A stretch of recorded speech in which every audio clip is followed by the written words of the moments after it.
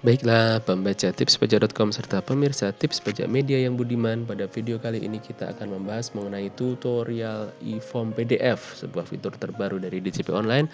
Kali ini khusus untuk SPT 1771 atau SPT tahunan PPh Badan.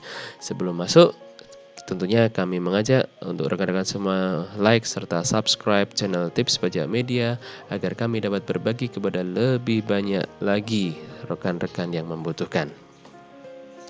Langsung ya kita meluncur. Hal pertama adalah tentu saja masuk ke DJP Online untuk melakukan download e-form PDF-nya. Seperti biasa,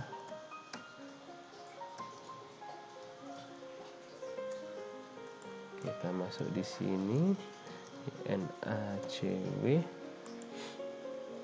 Oh, jika ada tampilan seperti ini, silahkan di-reload saja. Nah, jangan khawatir.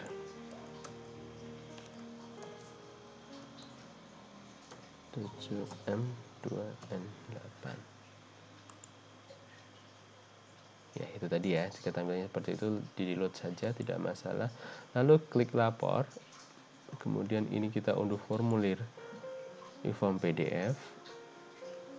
Nah, karena ini kita sudah lapor, untuk akun ini sudah lapor, jadi kita sudah lapor yang pembetulan yang normal, maka dalam SPT berikutnya kita akan mengunduh yang pembetulan. Ini ya, pembetulan ke-1. Dan jika rekan-rekan belum pernah lapor, tentunya kita silakan dipilih yang normal. Karena ini sudah lapor, kita pilih pembetulan. Kirim permintaan. Nomor pembetulan harus diisi.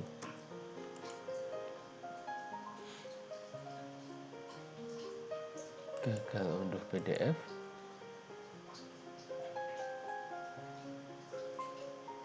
Ya, jika gagal unduh PDF, nggak usah khawatir, dicoba lagi aja. Lalu kemudian filenya seperti ini, kita save, kemudian kita tutup. Udah seperti ini dulu. Pastikan laptop Anda sudah terisi Adobe Reader ya. Adobe Reader jika belum terinstall Adobe PDF Reader, Adobe Acrobat Reader ini ada linknya di sini di DJP Online juga. Berikutnya, setelah terdownload, tentu saja kita buka file ini dengan open with Adobe Reader DC ini ya, Adobe Reader DC. Baik, pemirsa, ini adalah tampilan pertama file e-form PDF 1771. Kita diarahkan ke halaman induk.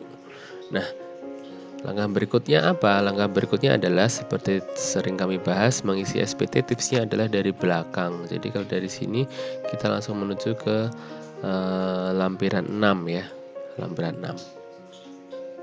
Seperti ini lampiran 6. Lampiran 6 ini berisi daftar penyertaan modal pada perusahaan afiliasi, kemudian daftar utang dari pemegang saham atau perusahaan afiliasi, serta daftar piutang kepada pemegang saham atau afiliasi. Jika perusahaan kita tidak memiliki afiliasi, maka tentunya silakan dikosongi saja dan kita bisa melaju ke lampiran 5. Nah, untuk lampiran 5 ini berisi daftar pemegang saham serta susunan pengurus dan komisaris. Di sini untuk pemegang saham ini wajib diisi ya dong, karena perusahaan pasti ada yang memiliki modalnya. Nah, silahkan diisi di sini. Tips untuk menambah dan hapus ada di sini ya. Silahkan diklik di sini. Contoh nih, pemegang sahamnya ada 4. Nah, yang keempat nih siapa? Misalnya gitu ya.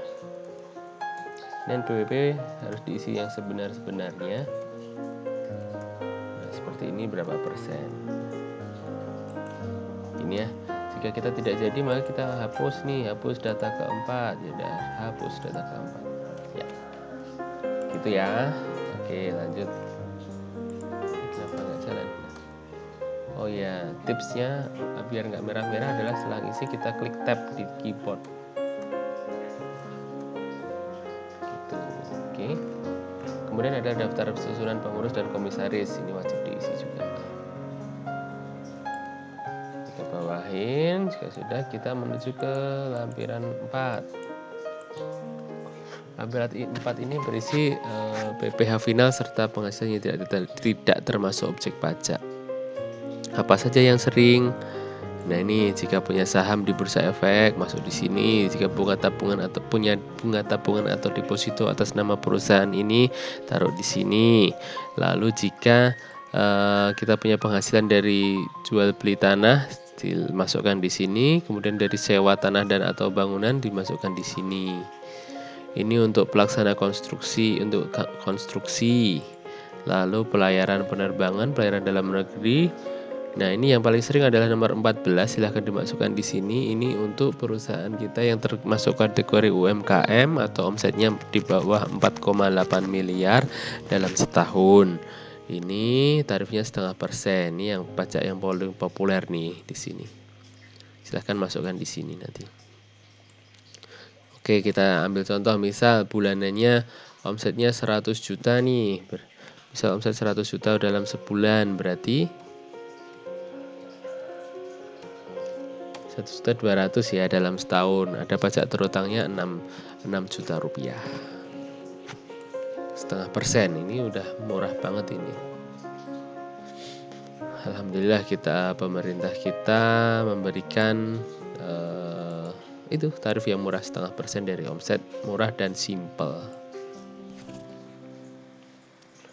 Lalu penghasilan tidak termasuk objek pajak jika terima bantuan, hibah, kemudian dividen dari penyertaan modal pada badan usaha di Indonesia, bagian laba tidak termasuk objek pajak ya, karena sudah dipajakin. Oke, halaman 4 sudah, kita menuju ke lampiran ketiga. Diklik. Nah, lampiran ketiga ini berisi outputnya. Kita sudah dipotong atau dipungut sama pihak lain. Ini PPh pasal 22 ini adalah PPh yang dipungut oleh bendaharawan atau instansi pemerintah saat ini, dan juga oleh pemungut, misal BUMN atau BUMD. Ini contohnya jika kita pengadaan ke instansi pemerintah, kita akan dipotong 1,5%. Nah, dituangkan di sini. Bagaimana jika banyak? Kita memiliki banyak. Jika memiliki banyak, ada menu impor data. Sekarang ada menu impor data. Di mana cara impor datanya? Untuk impor data ada di sini. Kita kembali ke menu DJP online ini. Ya, kita balik dulu. Home-nya di sini, lalu lapor. Kembali ke e-form PDF. Nah, ini kita klik yang FAQ atau pertanyaan umum. Nah, di bawah sini ada, kita cari bawahnya berkas CSV untuk impor data. Ini ya, format pengisian. Kita unduh. Nah, hasilnya adalah ini. Kita bisa buka, ini dia. Ini ya, pemotong pemungut. Silakan masukkan sesuai dengan formatnya, lalu di save ya, lalu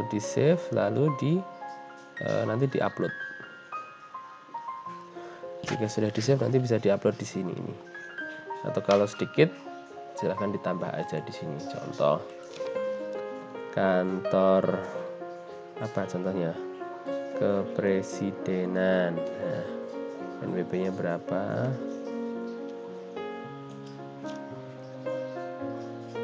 Ini diisi yang sebenarnya. Jenis penghasilan. Jenis penghasilannya jika kita melakukan penjualan, ini adalah dari sudut pandang instansi ya. Jadi kita pilih yang ini, pembelian barang oleh bendaharawan. Ya.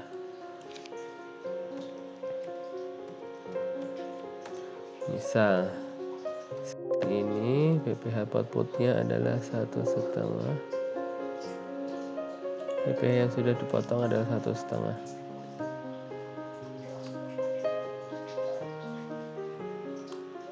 Setengah itu berarti 15 juta.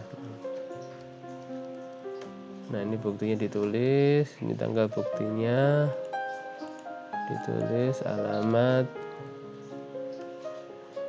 kalau ada NTPN silahkan diisikan, karena ada beberapa yang mereka pakai SPM ke KPPN itu tidak belum muncul NTPN-nya gitu ya. Oke, kita hapus saja karena kita tidak ada. Ini adalah PPh pasal 23. Apa bedanya sama 22? Kalau 22 itu atas pembelian, kita jual barang ke instansi pemerintah. Lalu kalau PPh 23 itu kita jual jasa ke instansi pemerintah. Gitu ya. Berikutnya, jika tidak halaman lampiran 2. Nah, lampiran 2 ini berisi harga pokok penjualan, biaya usaha secara komersial. Seperti itu. Ini contohnya. Bagaimana mengisi ini adalah sudah kita bahas di video sebelumnya, yaitu tutorial membuat laporan keuangan sederhana untuk pelaporan pajak. Jadi kita sebelum masuk ini kita harus sudah punya SPT-nya. Ya, kita harus sudah punya laporan keuangannya. Yuk kita cek. Oke, ini adalah laporan keuangannya ya. Kalau rekan-rekan ingin mendownload Excel-nya, ada di versi website, ada di link di bawah juga nanti.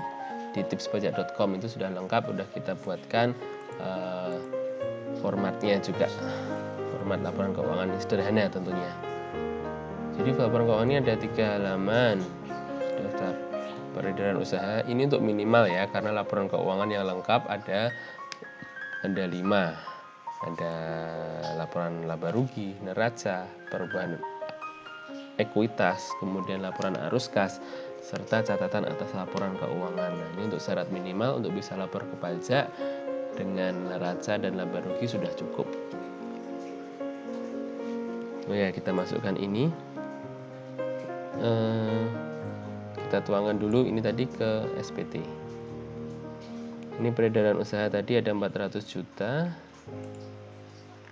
Peredaran usaha ada di 4 ya kayaknya. Nah, ini tadi kita sesuaikan saja 400 juta. Ini ada PPh yang sudah dibayar. Aduh.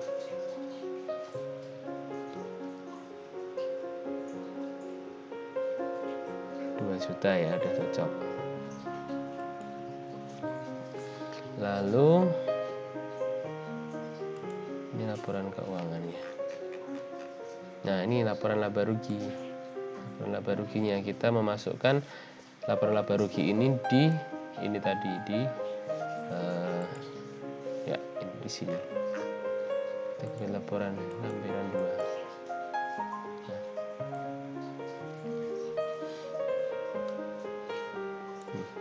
Kita masukkan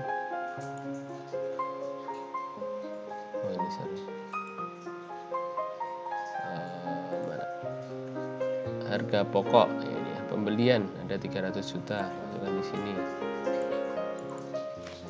300 juta ya. Dan 300 juta ada biaya di HPP ini, persediaan awal 5 juta, persediaan akhir 5 juta juga.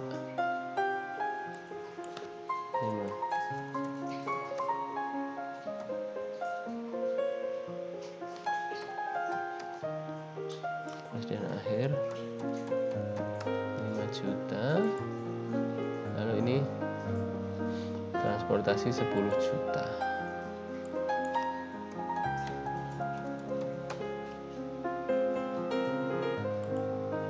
Ada 310 ya, HPP-nya 310. Lalu biaya-biaya lain ini dimasukkan. Biaya lain masuk di sini. Contoh, biaya pegawai 36 juta. Kita tuangkan di sini 36.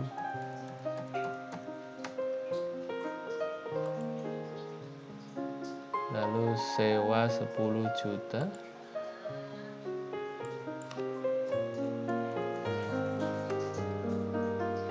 Setelah sewa 10 juta ada apa nih? Listrik, air, internet 36. Ini untuk mudah langsung kita jumlah saja. Ada apa nih? Oh ya, biaya penyusutan sudah ada di sini. 2.500.000 contohnya.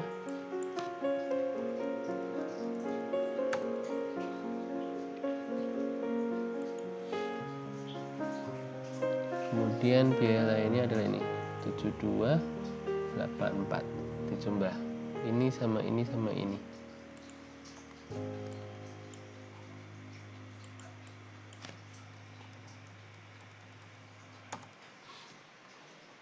$56.900 cocok ya, 56.900. Jadi laba rugi bersihnya 33.100. Oh, belum muncul di sini.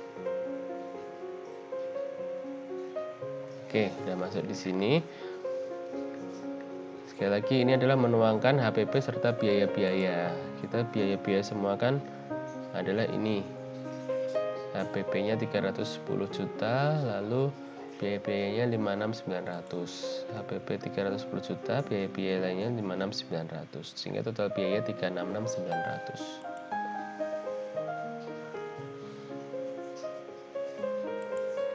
Oke, berikutnya kita meluncur ke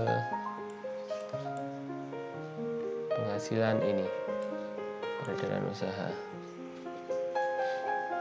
Peredaran usahanya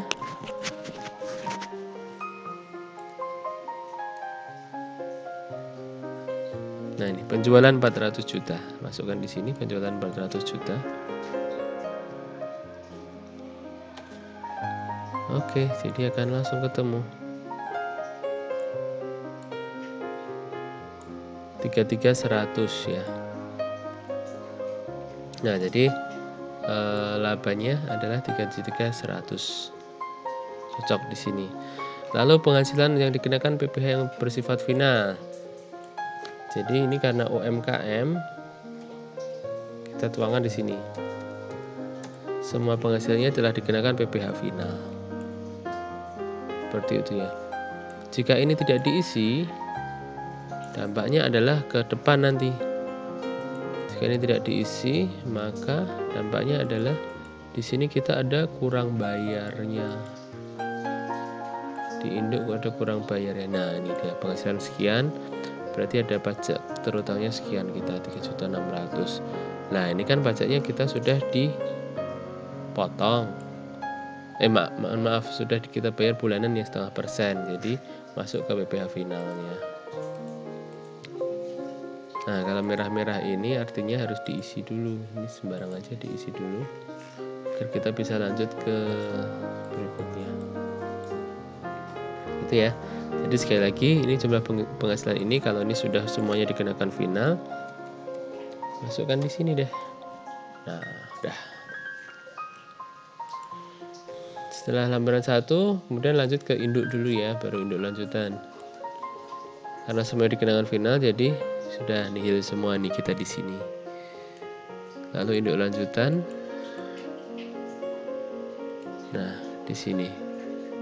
Seperti itu dan sudah. Kita isi tempatnya. Nah, nama lengkapnya. Nama lengkapnya tadi siapa tadi? Diana. Ini jika mau tanda tangan cap bisa di sini, diklik di sini, nanti silahkan. Tapi kosongnya pun nggak apa-apa karena sudah nanti kita submit. Ketika submit kita itu sudah ada kode verifikasinya. Nah, lalu jangan lupa untuk mengisikan ini elemen laporan keuangan. Karena ini perusahaan dagang, kita klik perusahaan dagang. Ada apa aja nih? Ada industri, dagang, konvensional, bank syariah, non kualifikasi. Jika nggak ada di sini masuk ke non kualifikasi, paling mudah. Perusahaan dagang. Nah, ini elemen-elemennya kita harus tuangkan di sini. Ini adalah elemen-elemen dari neraca. Ya. Nah, ini dia. Contoh, ini kas 100 juta. Yuk dimasukkan berarti. kas 100 juta. Apalagi peralatan 7.500.000.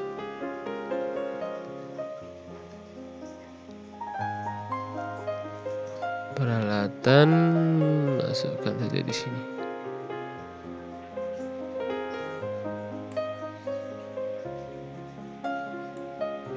Nilai kotor ya. Peralatan 10 juta, akumulasinya 2.500.000.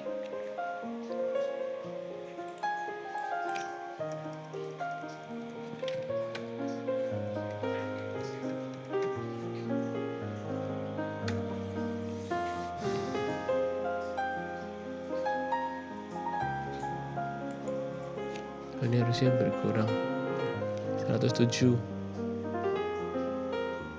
Oh ya, ini kasnya mohon maaf. Ada persediaan belum masuk, persediaan 5 juta, banknya 18.600. Persediaan ada 5 juta.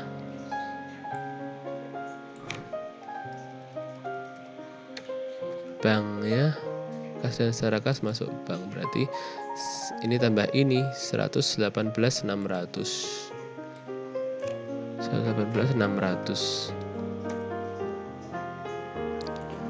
131 100. Oke, cocok. Lalu modal awal 100, rugi tahun ini 13, laba tahun ini 31.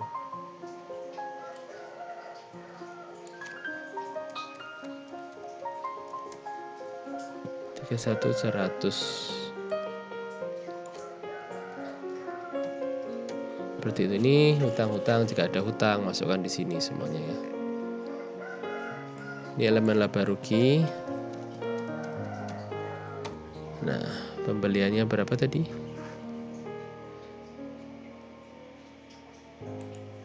Ini menuangkan lagi dari yang tadi. Pembelian 310.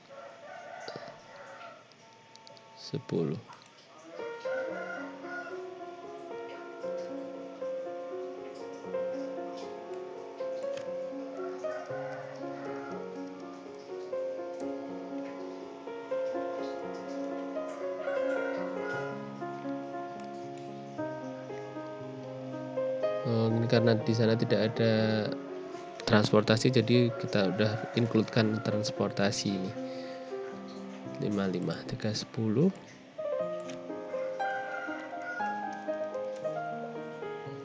Saldo awal, dagangan awal tadi 5 lagi. Nah,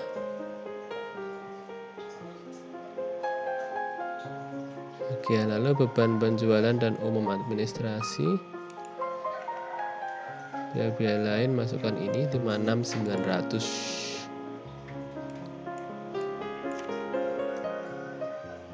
56.900. Nah, 33.100 jadinya. Sudah.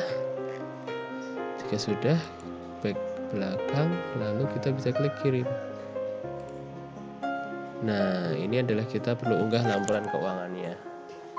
Nah, ini kita unggah laporan keuangan dan merekapitulasi perusahaan bruto, dan selesai. Kita tinggal masukkan kode verifikasi yang setelah diterima melalui email tadi. Gitu. Kode verifikasi. Di mana kode verifikasi? Jika nggak terima, kita bisa balik lagi ke sini.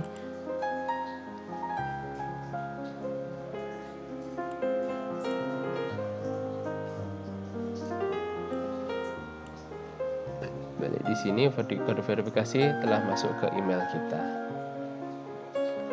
Di form ini tadi ada yang untuk kita menuju ke ini. Jika kita mau kode verifikasi, hanya kirim token ini ya di sini ya. Ini karena kita nomor 1, hanya kirim token, lalu kirim permintaan. Gitu. Dan ini kita masukkan kodenya, kita submit dan selesai. Seperti itu ya rekan-rekan. Jika ada kendala dalam submit, nanti silahkan diketikkan di kolom komentar di bawah, kami akan beritahu solusinya. Seperti itu. Begitu rekan-rekan tentang tutorial e-form PDF SPT 1771 badan. Ini adalah file fitur baru dari DJP Online yang baru diterbitkan DJP di awal Maret 2021, dan menurut saya pribadi ini lebih enak ya, karena tidak perlu, kalau e-form yang lama kan harus mendownload dulu IPM Viewer, yang itu hampir pasti jika tidak dalam rangka ini nggak ada orang yang pernah mendownload itu viewernya. Nah ini kalau di sini PDF hampir semuanya laptop, semua PC sudah terinstall aplikasi PDF, meskipun di sini juga harus spesifik nih, harus ada PDF Reader nih, Adobe Acrobat Reader DC, seperti itu. Baik, selamat mencoba. Mumpung sekarang masih 19 Maret 2021, masih ada waktu hingga 30 April 2021 bagi kita untuk melakukan pelaporan SPT tahunan badan. Ya, jangan lupa untuk klik like serta subscribe channel Tips Pajak Media agar kami dapat berbagi kepada lebih banyak lagi rekan-rekan yang membutuhkan. Sekian. Juga kami juga memiliki channel Telegram. Silahkan ketik di Telegram, search Tips Pajak agar kita bisa mendapatkan informasi yang lebih update dengan secara lebih cepat lagi. Baik, tetap semangat, tetap sehat. Salam sukses dari tipspajak.com serta Tips Pajak Media.